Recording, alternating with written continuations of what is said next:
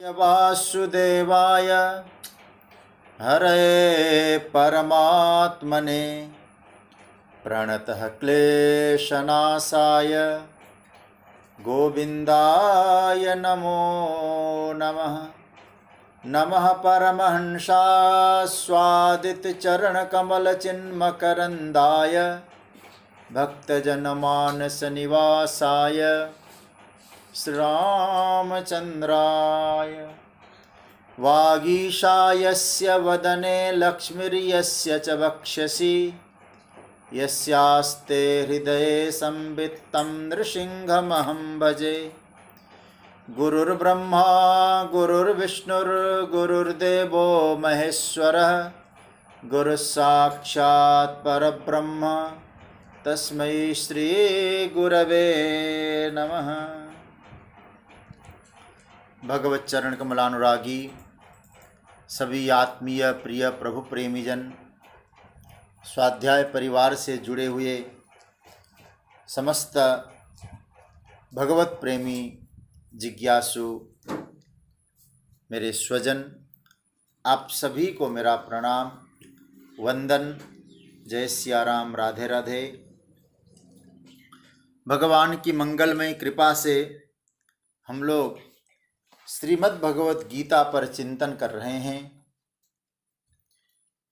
प्रभु की कृपा से विज्ञान के माध्यम से घर बैठकर समय का हम लोग सदुपयोग भी कर रहे हैं। भगवान ने जब अर्जुन के सामने विश्वरूप का दर्शन कराया, विश्वरूप में सभी तरह का जो वैभव है प्रभु का वो देखने को मिला। अर्जुन उसका वर्णन कर रहे हैं। कल की एक चर्चा में हम लोगों ने देखा कि जैसे अर्जुन कह रहे हैं कि नदियों का जो जल प्रवाह है वो समुद्र में पहुंचता है वो प्रवाह, ऐसे ही नरलोक के सारे जो वीर है वो भी नदी के जल प्रवाह की तरह आपके पास पहुंच रहे हैं।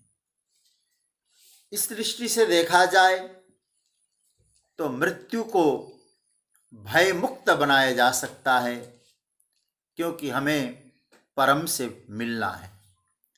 इस श्लोक की ही थोड़ी चर्चा करेंगे। आइए हम लोग इसी श्लोक का एक बार पाठ करें और उसके बाद हम लोग आगे की यात्रा करेंगे। 28वां श्लोक। यथा नदीनां बहवोऽम्बुवेगाः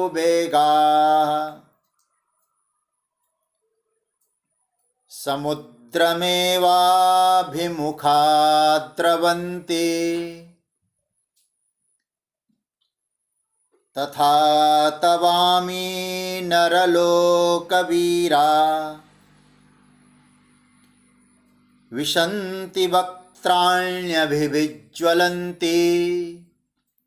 इसका अर्थ हम लोग कल देख चुके हैं और उसी श्लोक का आधार लेके मृत्यु के भय की चर्चा की। और चौथा जो भय बताया, मेरा परिचय कहीं खो न जाए, इसके भय की चर्चा, उसके लिए सत्संग करें। यदि इस शरीर को मैं मान रहा हूं तो ये सत्य है, ये रहेगा नहीं, इसको मिटना ही है। क्योंकि पंच तत्व से बना हुआ ये पुतला है। पंच तत्व, पंच विषय, उनमें जाके मिलना है। हाँ, यदि मैं आत्मा को समझ रहा हूं तो मैं मिटूंगा, ये मेरा भ्रम है, ये मिथ्या है। क्योंकि शरीर बदलने वाला है, जो नहीं बदलता है वही हमारा आत्मा है, हमारी आत्मा है। वही अपना असली स्वरूप भी है। उस आत्मा को यदि मैं कह रहा हूं तो आप जरा सोचिएगा, आपकी आइडेंटिटी नहीं बिगड़ने वाली है, क्योंकि उसका न जन्म है, उसका न मृत्यु है। श्रीमद् भागवत में इसलिए कहा गया है सूर्य का उदय होना और सूर्य का अस्त होना केवल प्रतीति मात्र है, भ्रामक है। इस दृष्टि से देखा जाए उस आत्म तत्व में मृत्यु कहाँ से है? वही मैं हूं, मेरा परिचय खत्म नहीं हो सकता। एक किसी का पद मैंने कभी पढ़ा था कविता के रूप में, वो भाव याद आ रहा है तो मैं आपको सुनाऊं। मुझ में नहीं है तीनों देह, तीनों अवस्था है नहीं, मुझ में नहीं बालकपना, यौवन बुढ़ापा है नहीं, जन्मू नहीं, जन्मा नहीं, मरता नहीं, होता नहीं है बेस कम, मैं ब्रह्म हूं, मैं ब्रह्म हूं, तीनों कालों में एक सम। आप नित्य और शाश्वत यदि अपने आप को समझ रहे हैं तो आपके अस्तित्व से मृत्यु अलग कैसे हो गया? इसलिए मृत्यु में भी जो भगवान का दर्शन कर सकता है, याद रखना सज्जनों, वो मरता नहीं। मुख्य बात यह है, और मैं समझता हूं यह आध्यात्मिक साधना भी यही है, मृत्यु में भगवत साक्षात्कार करें। मैं हनुमान जी का एक स्मरण करना चाहूंगा। हनुमान जी महाराज कभी कथा के प्रसंग में, हनुमत चरित्र में, राम कथा में कभी सुनाया हो, आप लोगों ने, कई लोगों ने सुना हो। जब हनुमान जी महाराज की पूंछ पर आग लगी, सीता माता को चिंता हुई कि हनुमान के पूंछ पे आग लगती है। तो हनुमान जी से पूछा बाद में, जब पूंछ बुझाई खोई श्रम, धरी लघु रूप बहोरी, जनक सुता के आगे ठाड़ भय कर जोड़ी। जब हनुमान जी महाराज खड़े हो गए माँ के पास, तो माँ ने पूछा, हनुमान आग लगी तुम्हारी पूंछ पर, लंका में तुमको लगाया, लेकिन तुम्हारा कुछ नहीं हुआ, आग ने तुमको नहीं जलाया। और श्रीमद् रामचरितमानस यदि आप गहराई से देखेंगे, यदि आपके अंग में कहीं आग लग जाए तो लगते ही आग बता देती है कि मैं लग गई हूं। आपने अनुभव किया होगा। लेकिन हनुमान जी के पूंछ पर आग लगी, हनुमान जी को पता ही नहीं चला। इसलिए गोस्वामी जी की शब्द शैली को यदि हम देखें, यहाँ क्या कहते हैं गोस्वामी जी, पावक जरत देखी हनुमंता। देखा, आग लगी, उनको आग लगने का आभास तक नहीं हुआ। तो हनुमान जी से पूछा, तुम्हारी पूंछ में आग लगी, तुम्हें आभास तक नहीं होता है, तुम्हें जलने का अनुभव नहीं होता है, तुमने तो देखा, क्या आग ने तुम्हारा कुछ नहीं बिगाड़ा? लंका जल गई, लगाया तो तुमको था। हनुमान जी ने बहुत सुंदर जवाब दिया, माँ जब आग लगी तो मैंने उस आग के भीतर आपका साक्षात्कार किया। जैसे आग लगी तो मैंने देखा उस आग में तो मेरी माँ है। सीता ने कहा कि कैसी बातें करते हो हनुमान, मैं कैसे आग में? माँ सच बात कहिए, जब भगवान को लीला करनी हुई तो भगवान ने आपको क्या कहा था? आपको कहा था ना, हे सीता, जब तक निशाचरों का नाश न करूं तब तक अग्नि में निवास करना। तुम पावक मह करहु निवासा, जब लगी करो निशाचर नासा। जब तक मैं राक्षसों का नाश करूं तुम अग्नि में रहना। कहा था कि नहीं माँ? बोले हाँ, ये तो कहा था। जैसे मुझे मेरे अंग में आग लगी तो मैं उसी समय समझ गया कि नहीं नहीं नहीं, कि आग जो है, आग के भीतर परमात्मा विराजे। मेरी मां है, प्रभु की कृपा शक्ति है।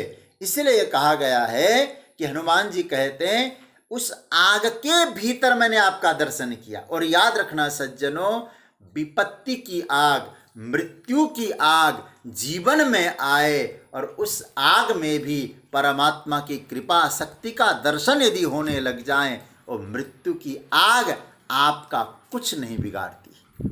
हाँ, लगा आग जो लगाने वाले उनका सर्वनाश भले ही कर दे। मुख्य बात यह है, आध्यात्मिक साधना है हनुमान जी महाराज की। हम देखते क्या है मृत्यु। इसलिए मैं एक निवेदन आपसे करूंगा, आप लोग इतने विद्वान लोग, पढ़े लिखे लोग हैं, आप चाहे किसी भी सिद्धांत को देखिए, चाहे कर्म का सिद्धांत हो, चाहे योग का सिद्धांत हो, चाहे ज्ञान का सिद्धांत हो, चाहे अन्य अन्य संप्रदायों की बात आती हो, अथवा मतांतरों की बात आती हो, तो प्रायः सभी लोगों ने आत्मा को नित्य माना है। एक चारवाक को छोड़ दिया जाए तो, चारवाक की चर्चा नहीं करूंगा अभी, चारवाक को छोड़कर तो प्राय सभी लोगों ने कहा आत्मा नित्य है। अब इस मार्ग में हम केवल कर्म को ही देख लें, कर्म के सिद्धांत को ही देख लें। हम लोग कभी कभी क्या कहते हैं, हमारे जीवन में जो सुख आ रहे हैं, हमारे जीवन में जो दुख आ रहे हैं, ये क्या हो रहा है? बोले पूर्व जन्म के पाप और पुण्य का परिणाम है कि आज हमारे जीवन में सुख दुख आ रहे हैं। पिछले जन्मों के पाप और पुण्य, उनका परिणाम इस जन्म में सुख दुख के रूप में प्राप्त हो रहा है। अच्छा भाई, फिर आगे बोले इस जन्म के कर्म अगले जन्म में सुख दुख देंगे। सज्जनों ध्यान देना, यहां इसका तात्पर्य क्या हुआ? यदि हम कर्मवादी भी हैं तो आपको स्वीकार करना पड़ेगा, इसका तात्पर्य यही होता है कि यदि हम पिछले जन्म का कर्म भोग रहे हैं तो सीधी सी बात है, हम पहले भी थे, अभी भी हैं, और यदि इस जन्म के कर्म पिछले जन्म में मिलेंगे तो सीधी सी बात है, पिछले जन्म में भी हम, आगे आने वाले जन्म में भी हम रहेंगे। अब आप सोचिएगा, मरेगा कौन? यदि हमने कर्म के सिद्धांत को ठीक से समझा है ना सज्जनों, मृत्यु का भय अंतकरण से हमेशा हमेशा हमेशा के लिए निकल जाएगा। बुरा मत मानना। हम मंदिर जाते हैं, भगवान का भजन करते हैं, रोज गीता का पाठ करते हैं, और गीता का पाठ करते समय कहते हैं वासान सिजरनान यथा विहाय, खूब प्रेम से पाठ करते हैं। नैनम छिंदंती शस्त्राणी नैनम दहती पावक, उच्चारण करके बोलते हैं, सत्संग सुनते हैं, पूजा पाठ करते हैं, लेकिन डरते भी हैं। किससे डरना? इसलिए यहां कहा गया मृत्यु तो असंभव है। यदि हम ये समझ रहे हैं, केवल उच्चारण नहीं, उसको हृदयंगम कर रहे हैं, आत्मसात कर रहे हैं, तो मृत्यु तो गीता के अनुसार, शास्त्र के अनुसार बिल्कुल असंभव है। हाँ, और समुद्र में नदियों का मिलना, ये तो महाराज, यदि अच्छी तरह से देखा जाए, ये केवल मृत्यु ही नहीं है। यथा नदीनाम बहवोम्बुवेगा समुद्रमेवाभिमुखा द्रवन्ति। बड़ा प्यारा मंत्र है। जैसे नदियों की गति अंत में समुद्र में। इसका अर्थ क्या है? इसका अर्थ है नदियों की जो गति है, धीरे धीरे धीरे करके स्वाभाविक रूप से समुद्र की ओर जाती है। याद रखना, ये स्वाभाविक गति एक होती है, बहुत ध्यान से समझना। स्वाभाविक गति का मतलब क्या है? नदी अपने आप बहती हुए जाती है, तो हमारा जीवन स्वाभाविक चले। बचपना आया है, धीरे धीरे जवानी, फिर बुढ़ापा, धीरे धीरे धीरे करके हम परमात्मा से जाकर मिल रहे हैं। जैसे आपकी अवस्थाएं बदलती है तो आपको कोई परेशानी नहीं होती। अवस्थाएं बदल रही हैं, आपको किसी प्रकार की कोई परेशानी नहीं, कोई दिक्कत नहीं है। किंतु आप थोड़ा सा सोचिएगा सज्जनों, कि अवस्थाएं बदलने पर जैसे दिक्कतें, ये स्वाभाविक यात्रा है। जन्म से लेकर मृत्यु तक हम कैसे रहते हैं? कैसे करते हैं ये महत्वपूर्ण है। इसलिए याद इस बात को रखना है, यात्रा चल रही है, लेकिन वो यात्रा हम कराह के कर रहे हैं कि सराह के कर रहे हैं। ये सहज रूप से जीवन जा रहा है, इसलिए नदियों का प्रवाह सहज बन रहा है। हाँ, याद रखना, यदि वो नदियों का प्रवाह सागर से गोमुख तक की होती, गंगा की प्रवाह, हाँ? यदि गंगा को इधर से बहना पड़ता तो हम अस्वाभाविक कह सकते थे। मतलब सागर से गोमुख की ओर जाना, एक गंगा का जो यात्रा है अस्वाभाविक, लेकिन गोमुख से समुद्र की ओर जाना ये तो स्वाभाविक यात्रा है।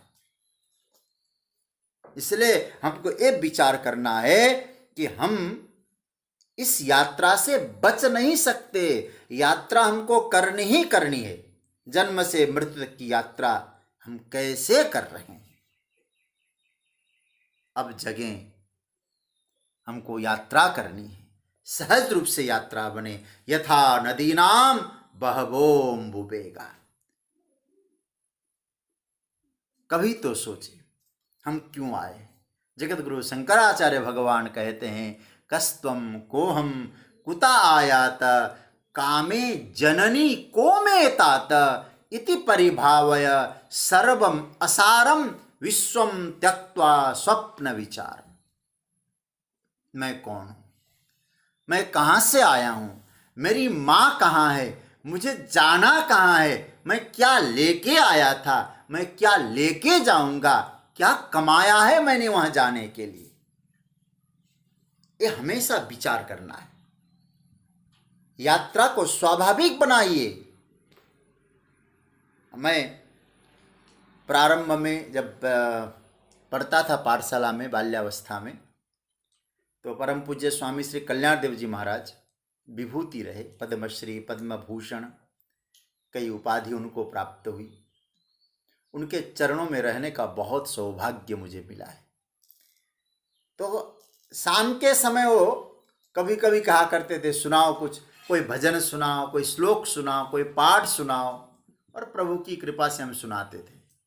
तो हमको एक भजन वो प्राय हमसे सुनना करते थे वो, और उस भजन वो कैसेटों में हमने सुना था, संग्रह किया था, हम उनको सुनाते थे, बड़े खुश हो जाते थे। क्या लेकर तू आया बंदे, क्या लेकर तू जाएगा, मुट्ठी बांध के आया जग में, हाथ पसारे जाएगा। और ये भजन वो सुना करते थे। तो बस हमें भी ये विचार करना है, हम क्या कमाई लेके जा रहे हैं। इसलिए याद रखना सज्जनों, कभी कभी ऐसा लगता है हमारा यहाँ रहना जैसे अब हम परमानेंट यहीं रहने आए हैं, परमानेंट यहीं रहना है हमको। केवल इतना कहें, गीता सुन रहे हैं, अर्जुन कह रहे हैं, सब लोग आप में जा रहे हैं, जैसे नदियों का वेग समुद्र में जा रहा है, तो स्वाभाविक यात्रा की तैयारी करें। जैसे कैसे तैयारी करें, एक छोटी सी बात आपसे कहूँ, जैसे हम लोग वेकेशन में जाते हैं ना, कभी कभी छुट्टियों में जाते हैं घूमने, छुट्टियां मनाते हैं, कुछ दिन के लिए गए, बहुत बढ़िया सुविधाओं में रहे और वहाँ मौज लेते हैं। और जब वेकेशन में जाते हैं दुखी नहीं होते हैं, सारा दुख भूल के जाते हैं हम लोग। खूब बच्चों के साथ, परिवार के साथ एंजॉय किया हम लोगों ने। इसी तरह ये जो संसार है ना, दुनिया है ना, हम वेकेशन में आए हैं, हम छुट्टी मनाने आए हैं। और वेकेशन खत्म हो गया, छुट्टियां खत्म हो गई, फिर अब घर जाने की ललक पड़ती है। भले आपको बहुत बढ़िया सुविधा मिलती हो, तो अब तो घर चलें भाई, बहुत दिन हो गया, कई दिन गुजार दिए हमने, अपना प्रोग्राम भी पूरा हो गया, काफ़ी खर्चा भी हो गया, चलो अब घर चलते हैं। भले आपको वहाँ सुविधाएं कंफर्टेबल थी होगी, लेकिन घर की याद आने लगती है, अब घर चलें। प्रिय स्वजनों, हम सभी लोग यहाँ वेकेशन मनाने आए, छुट्टियाँ मनाने आए हैं, रहना नहीं, यह देश बेगाना है। अपने घर चलें, प्रभु के पास चलें, उनके चरण कमलों में पहुँचें। एक भजन मैंने सुना था, मेरे सर पर हाथ रख दो राधा रानी, चरण कमल में बास दे दो राधा रानी। बस अब तो प्रभु के चरण कमल में पहुंचना है, डरना नहीं है। यथा नदीनाम बहवोम्बुवेगा समुद्रमेवाभिमुखा द्रवन्ति। इस दृश्य को देखा होगा अर्जुन ने। सज्जनों, अर्जुन भी भय मुक्त रहा होगा। अर्जुन को भी मृत्यु का भय इतना नहीं सता रहा होगा। और सच्ची बात तो है, भय से मुक्त होना चाहिए भी था अर्जुन को।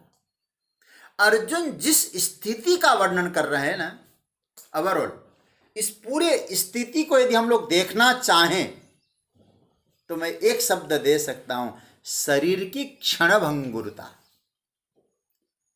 शरीर हमारा क्षणभंगुर है, यात्रा है, शरीर को मिटना है, शरीर की क्षणभंगुरता ही है। जैसे एक पुष्प भी यदि हम लोग अपने पास, भले महंगा हो फूल, आपको किसी ने दिया हो, आपने उस फूल को सजाया हो, अच्छी तरह से रखा हो, लेकिन याद रखना, एक दिन, 2 दिन, 4 दिन उस फूल को धूल बनना ही बनना है। खिलता हुआ फूल हो, एक दिन उसे धूल बनना है। इसलिए जैसे उस फूल क्या है, यदि हम लोग देखें, फूल एक पदार्थ है, फूल एक पदार्थ है, और ये शरीर क्या है, शरीर भी पदार्थ है। पुष्प जैसे पदार्थ है, ऐसे ही ये हमारा जो शरीर है ना, ये भी पदार्थ है। पदार्थ का जो कर्म है, पदार्थ की जो परिणति है, पदार्थ की जो नियति है, वो तो होना ही होना है। इसलिए मैं कथा में कहा करता हूं, यदि पदार्थ के रूप में सुवर्ण भी लो, सोने की नगरी भी बसाओ, चाहे लंका बने चाहे द्वारिका बने सोने की नगरी, एक को जलना है तो एक को डूबना है। मतलब सीधी सी बात है, पदार्थ की नियति है नाश, पदार्थ की नियति ही नाश में है। तो हम लोग ऐसा समझें कि शरीर एक पदार्थ ही है।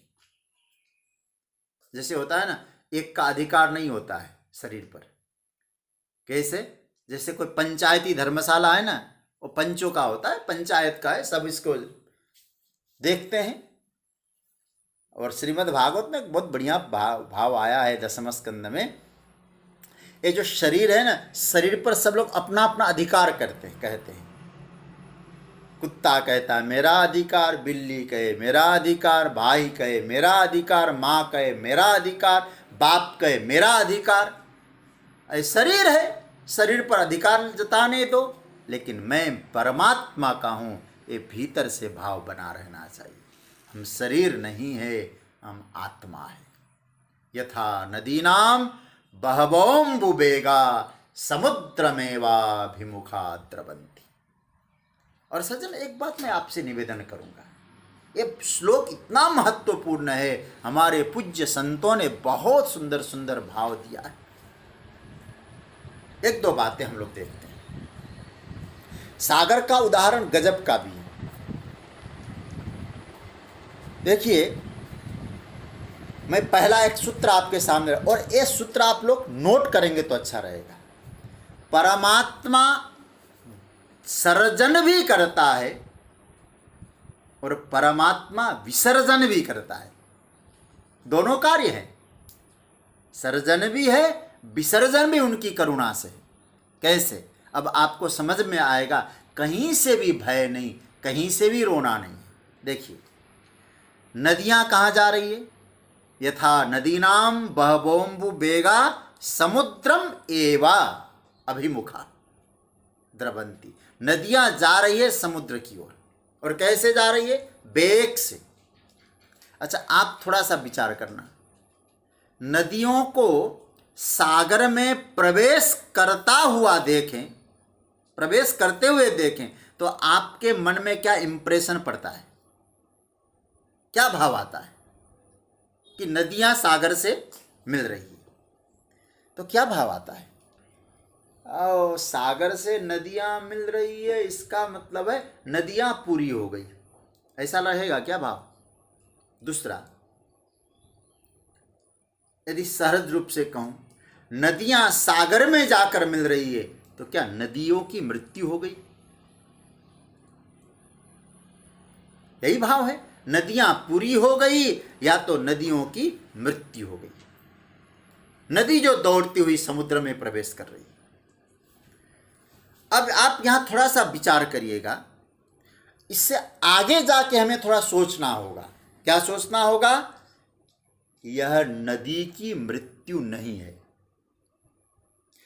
नदी का समापन नहीं है, बल्कि देखा जाए गंभीरता से, आप लोग सब लोग पढ़े लिखे लोग हैं, नदी का नया जन्म है। समुद्र में प्रवेश किया नदी ने, तो नदी का नया जन्म हो गया है। नदी समाती है समुद्र में, ठीक है, लेकिन आप जरा देखिए, नदी का जन्म भी समुद्र से होता है। जल है, हमारे संस्कृत भाषा में जो जल है ना, ये जल का बड़ा सुंदर अर्थ है। जल, दो शब्दों से जल बना। जल का अर्थ क्या है? ज और ल। ज का अर्थ होता है संस्कृत भाषा के अनुसार, हमारे चिंतकों ने कहा, यस्मात् जायते इति ज, ठीक है, और यस्मिन् लीयते इति ल। ज का मतलब जहां से पैदा होता है वो ज, और लीयते जहां जाके लीन हो वो ल। ज ल, जन्म और लय। इसलिए हम लोग भगवान को क्या कहते हैं? नारायण। नार शब्द का अर्थ ही होता है जल। जल में है घर जिसका, वो नारायण। अयन मतलब घर। नारो नारः आपो वै प्रोक्तः, ये श्रुति कहती है, नारः आपो वै प्रोक्तः।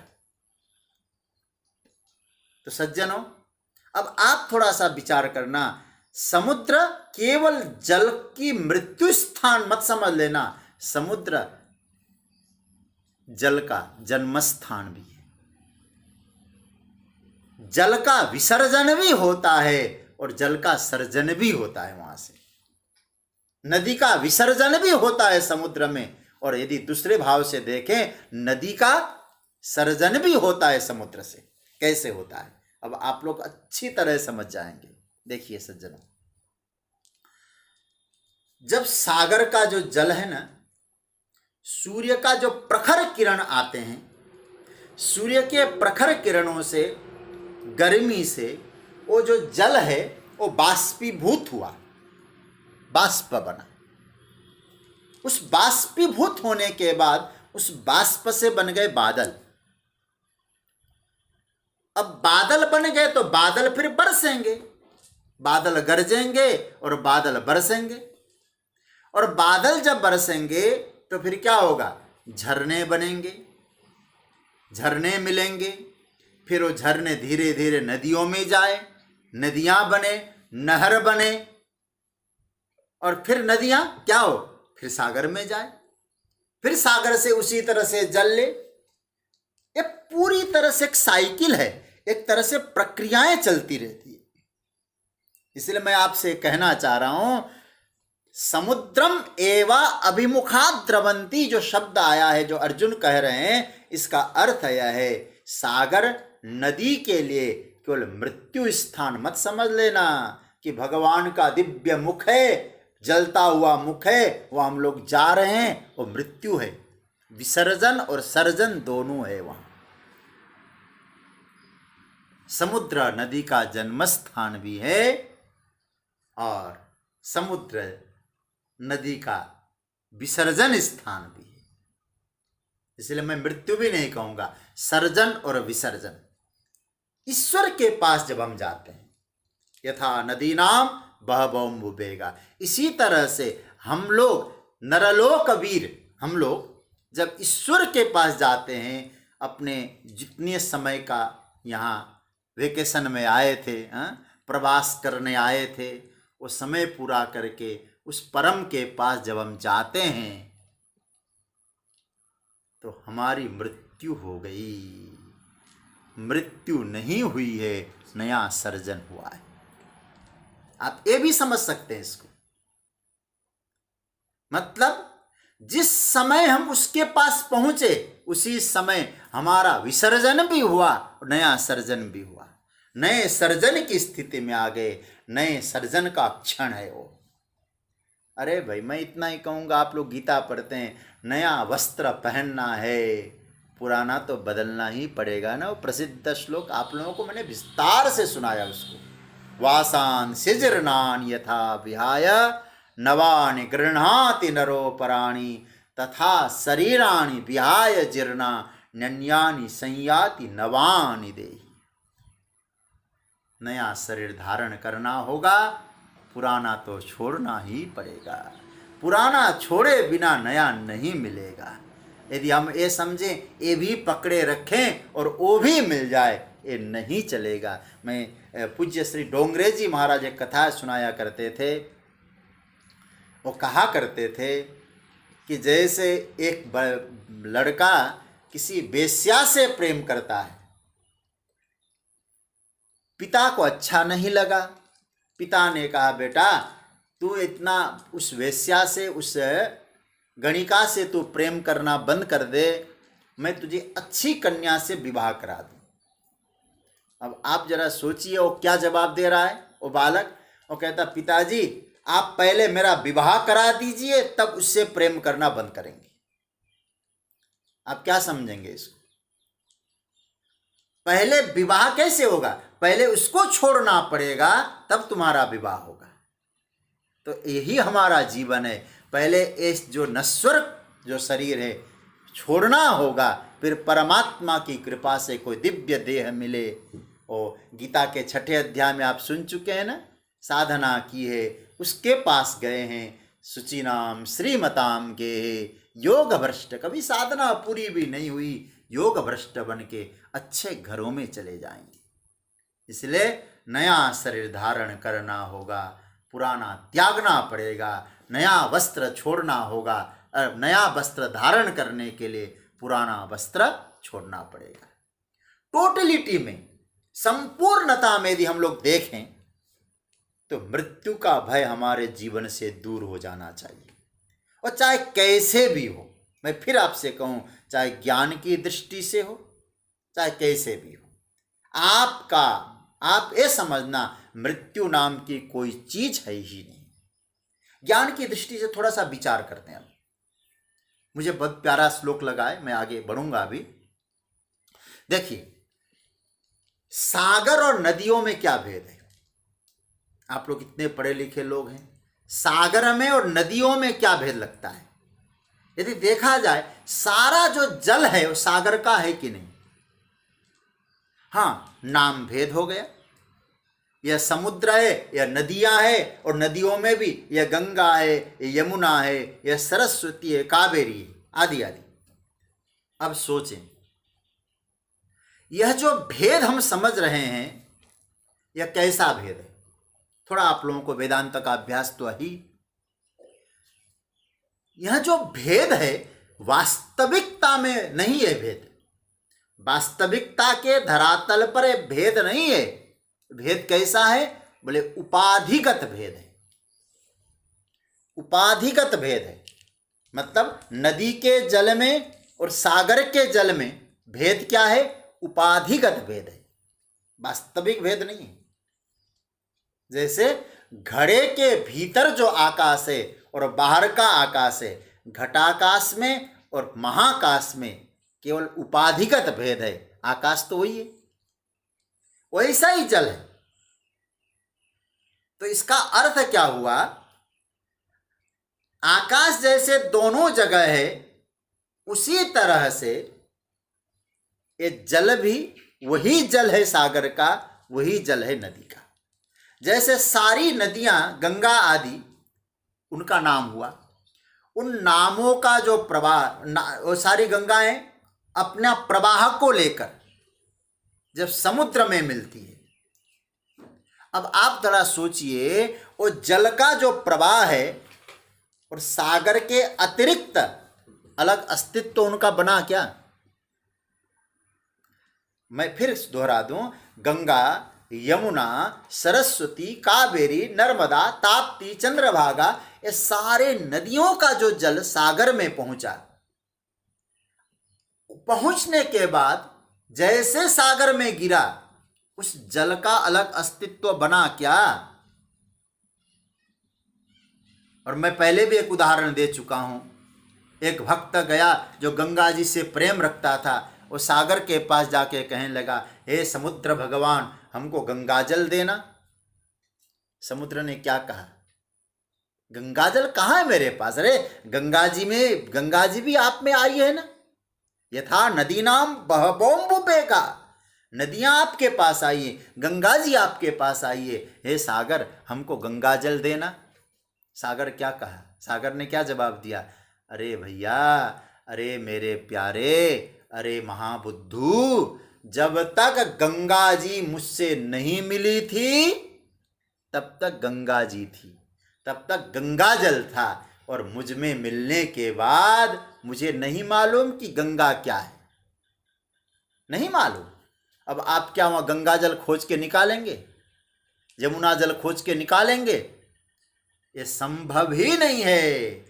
सज्जनों, ऐसे ही यथा नदी नाम बहबोम्बुपेगा, ऐसे ही नदियों की तरह जीव मात्र, हम सारे जीव नित्य सुख की अभिलाषा से, नित्य आनंद की अभिलाषा को लेकर प्रवाहमान हो रहे हैं, जा रहे हैं उस परम आनंद को पाने के लिए।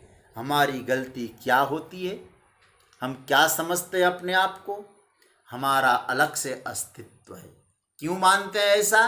क्योंकि असत संसार के साथ, असत शरीर के साथ हमारा इतना गहरा और गाढ़ संबंध होता है, हम अपने आप को समझने लगते हैं हम भी कुछ हैं अलग। उसी का नाम है भेद। आपने मान लिया, और मानने से कुछ होने वाला नहीं है। इसलिए संसार के साथ जो संबंध मानने से, जो संयोगजन्य जो भी आपको मिलता है ना, संयोग से, संयोगजन्य जो सुख है, उसी को यदि हम लोग लक्ष्य मानने लगते हैं, जो भी संयोग मिला, और 18वें अध्याय में उसको राजस सुख का है, विषयेंद्रिय संयोगात यत्तदग्रे मृतोपमम परिणामे विषमिव तत्सुखम राजसं स्मृतम। गीता में भगवान कहते हो राजस सुख, इसका संयोगजन्य इंद्रियों और विषयों का संयोग बना तो हमने सुख पाया। तो संयोगजन्य जो सुख को ही लक्ष्य जो मानते हैं, ऐसे लोग कभी कभी इस उपाधि को भी सत्य मानकर अपना अलग से अस्तित्व समझने लगते हैं। सज्जनों,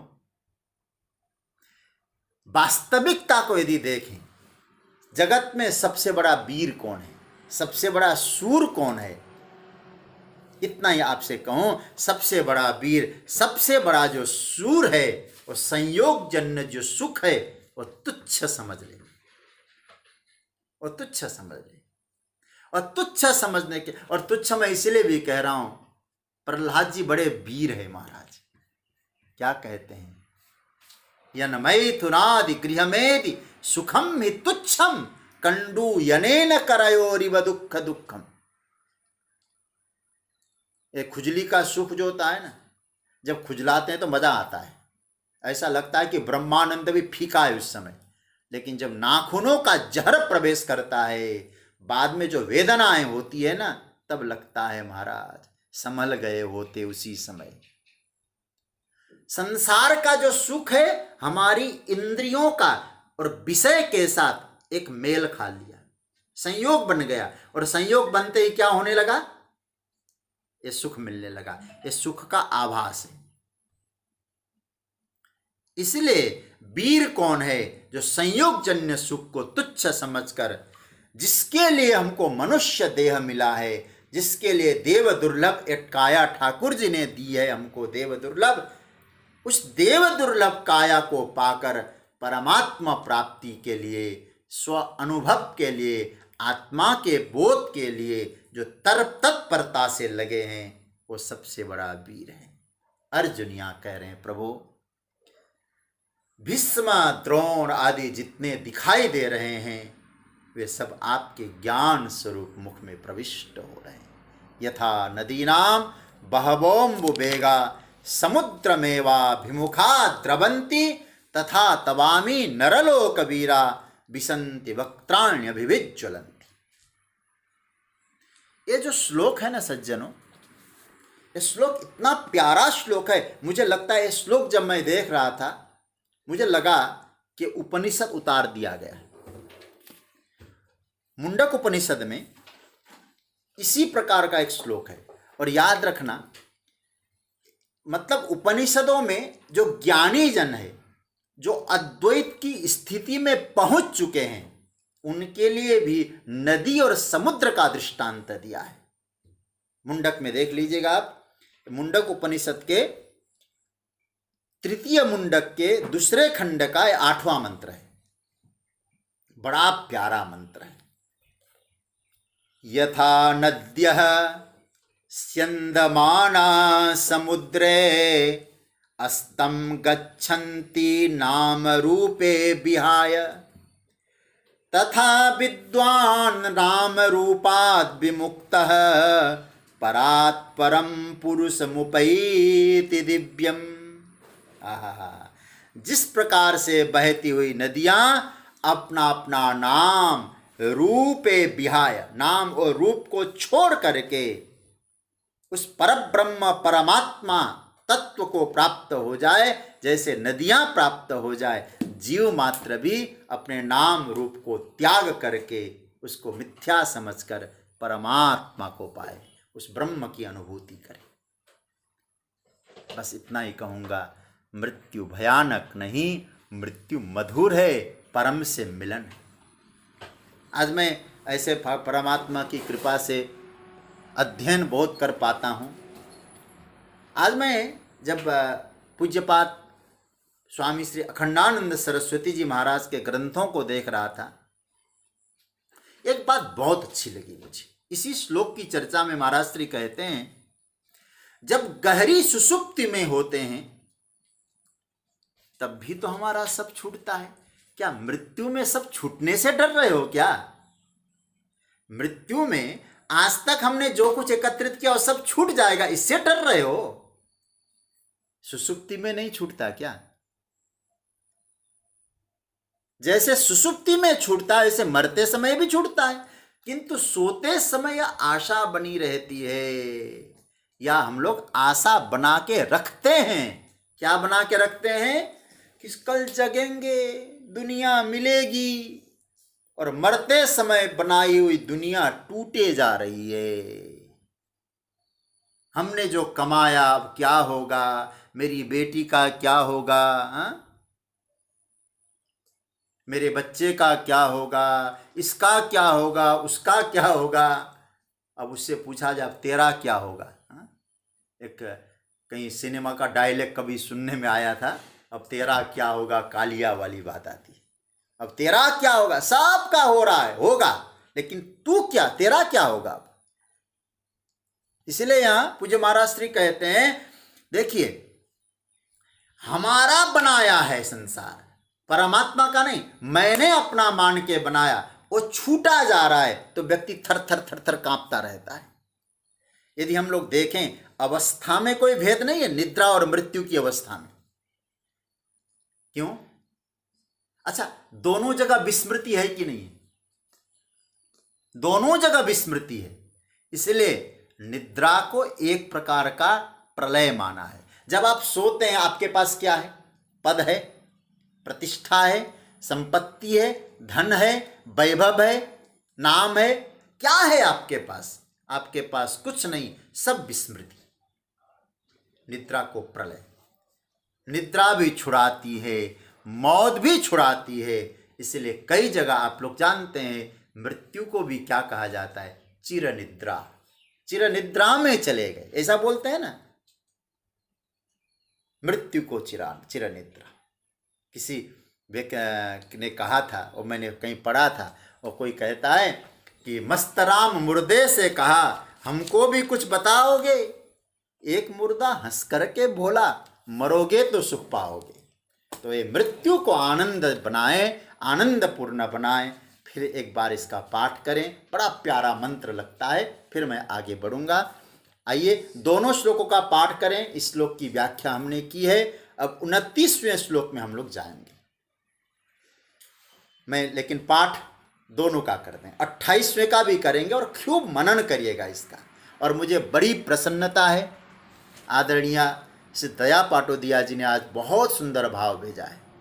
और मेरे श्री सुभाष बग्गा जी, तो आपकी तो लेखनी भी बहुत सुंदर है, मानस पर आपका बहुत सुंदर चिंतन है, आपने ये भेजा। साधुवाद आप दोनों को। तो अब यहाँ, और आज हमारी डॉक्टर अनुराधा बियानी जी ने भी उसी आधार को लेके, कल की कुछ चर्चा को लेकर बहुत सुंदर भजन भी भेजा है, अच्छा लगा सुनकर। और कल मेरे पूज्य पिता तुल्य पांडे जी ने तो कथा को इतने संक्षेपीकरण कर दिया।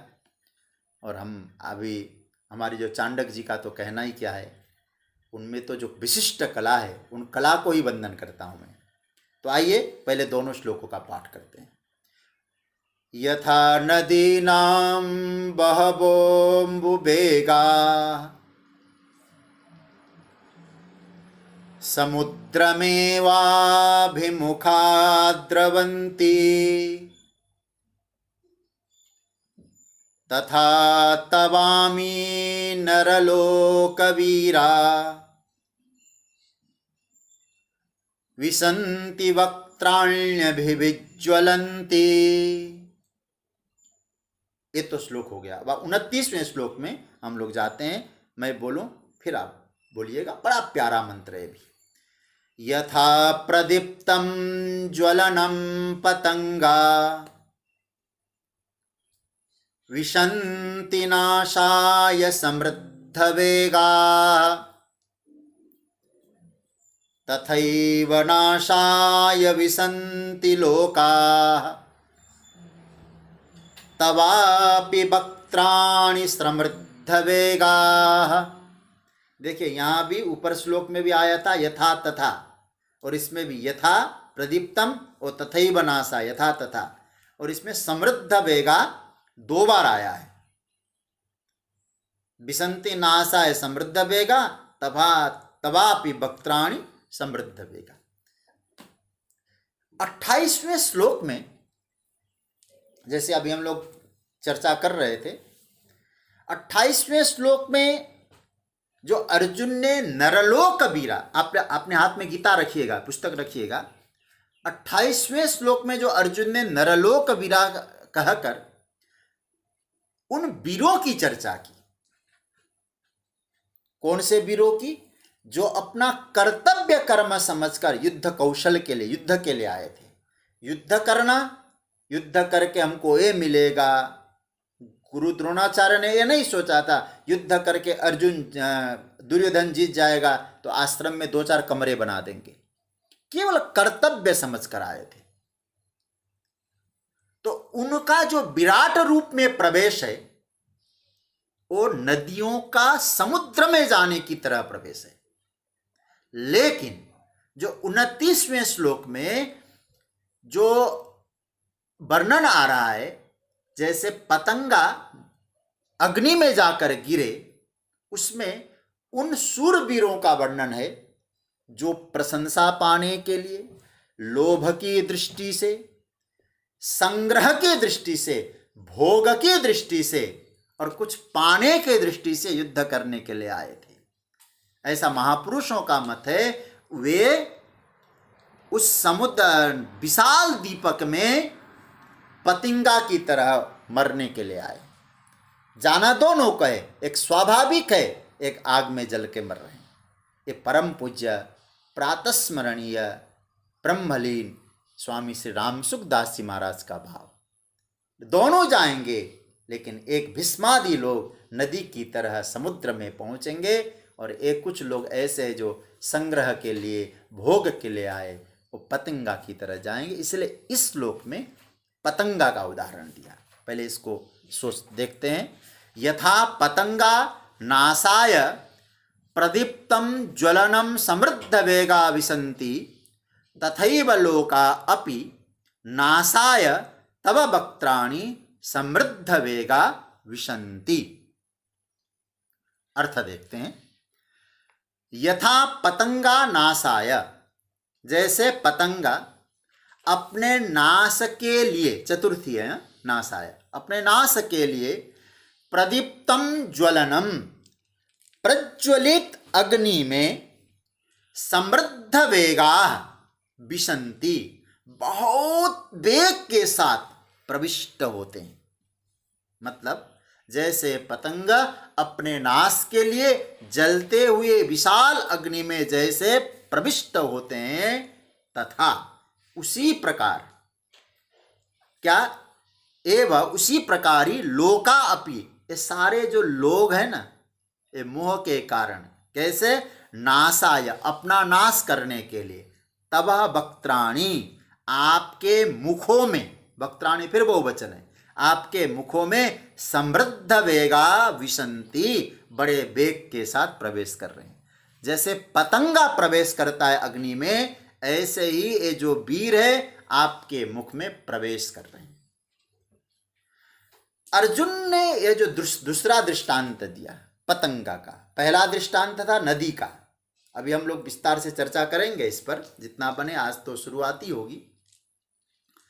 दूसरा दृष्टांत यह है, अर्जुन कहते हैं महाराज मुझे ऐसा लगता है कई बार दीपक जल रहा होता है, मैंने देखा है, फिर पता नहीं क्यों पहले वाला पतंगा गया और मर गया,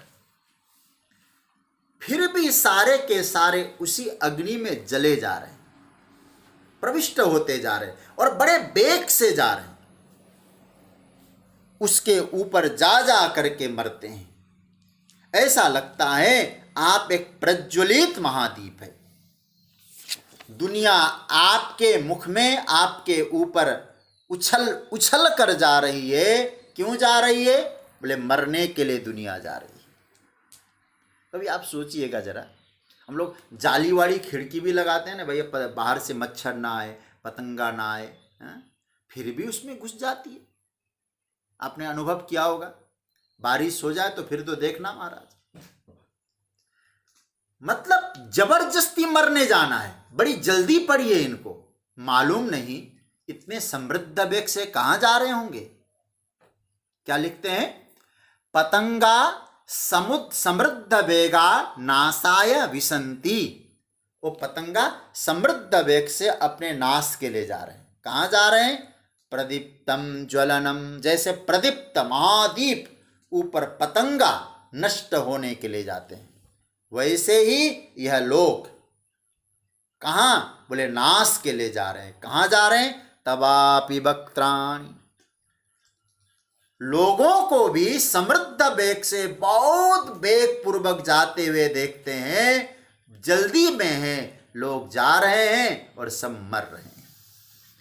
अर्जुन कह रहे हैं महाराज, जो अपने आप को बड़े बड़े वीर समझते थे, महान समझते थे, वे भी आपके मुख में, मुख की अग्नि में, मुख की भी नहीं, मुखों की अग्नि में कीड़े मकोड़े की तरह आ रहे हैं और मर रहे हैं। मैं ऐसा भी देख रहा हूं।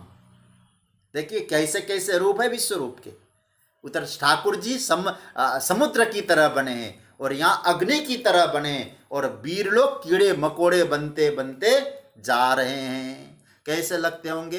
इतना विशाल रूप में तो कीड़े मकोड़े जैसे लगते होंगे।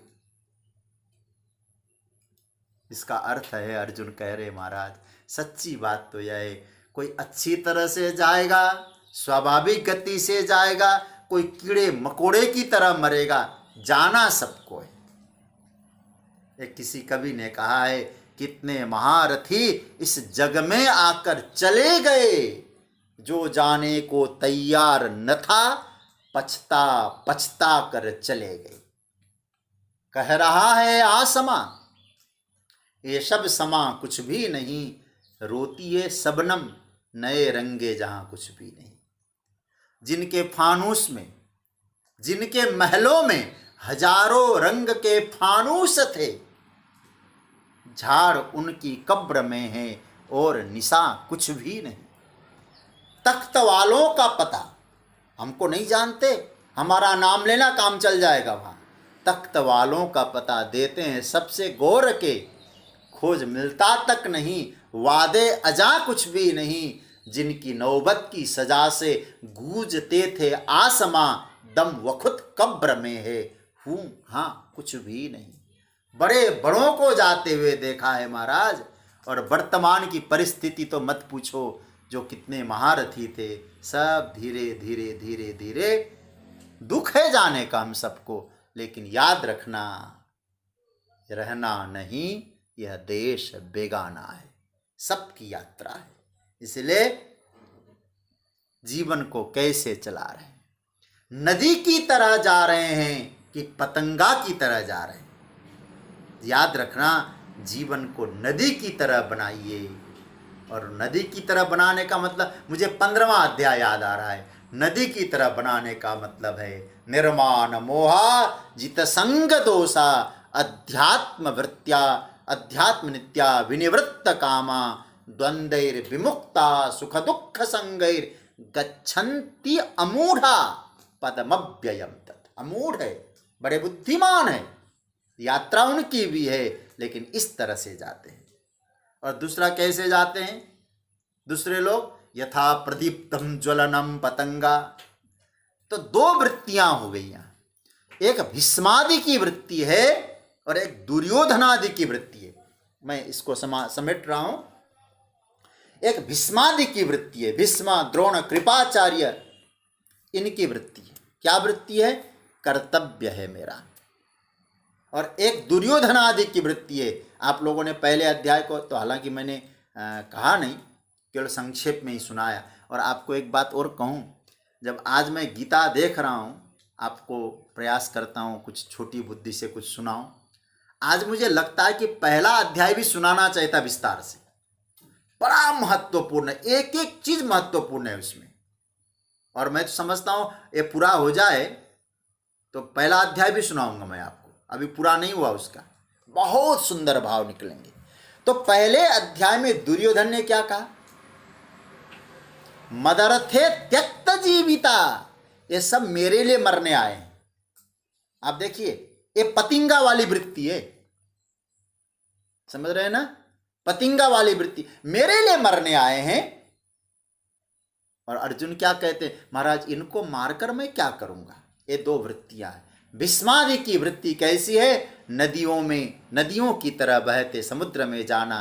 और दुर्योधनादि की वृत्ति कैसी है कि जैसे पतिंगा बनकर महाद्वीप में जाना, दोनों है, बस स्वाभाविक यात्रा हो, ये समझ लेना चाहिए। मैं आज की चर्चा को विराम दूं। कल पुनः हम लोग इसी श्लोक पर आकर यथा